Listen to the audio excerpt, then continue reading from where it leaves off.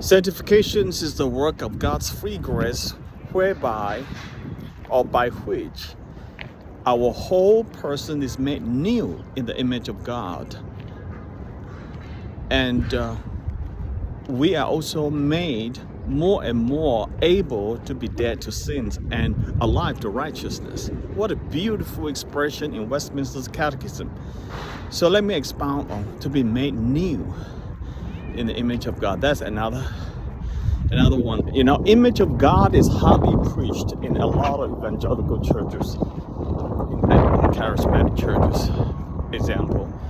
That's only because this theology is kind of new to them, and I'm from a charismatic background.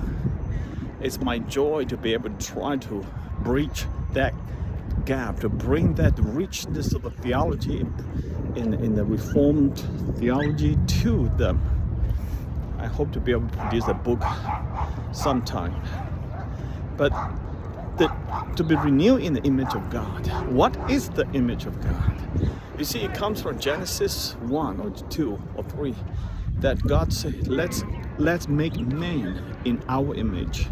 There's Trinitarian God speaking to one another. You can see that God is not just one person, right?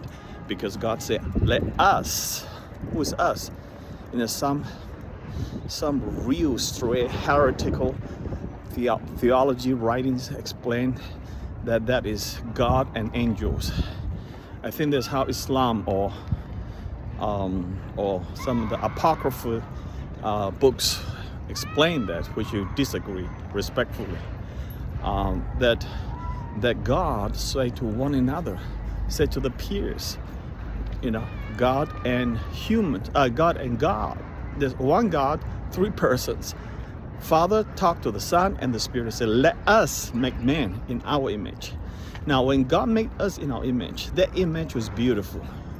That was perfect. There was no brokenness. But after Adam fell into sin, the corruption sunk in, and the original righteousness of Adam was lost. Okay, that original righteousness is what we call the image of God. Yeah, so that was lost. However, that was not completely lost. You see, that was lost, yes, but that was not completely lost, and that was in the process being renewed now. You know why I say it's not completely lost? Because there's what you call the conscience. You know, no matter how bad a guy is going to jail, whatever, robbery or killings, but the guy will know how to love his own baby, love his own kids. You know why? Because it's God-given. God-given, sometimes we call it the DNA, God-given image of God. If we don't have the image of God at all, we'll be like a beast. You know, we'll be like a beast. But because God has given us, breathed into us His breath, His Spirit, when He created Adam. So we are made in God's image. When we're made in God's image, that means we are like Him. How much do we like Him? That's the question, okay?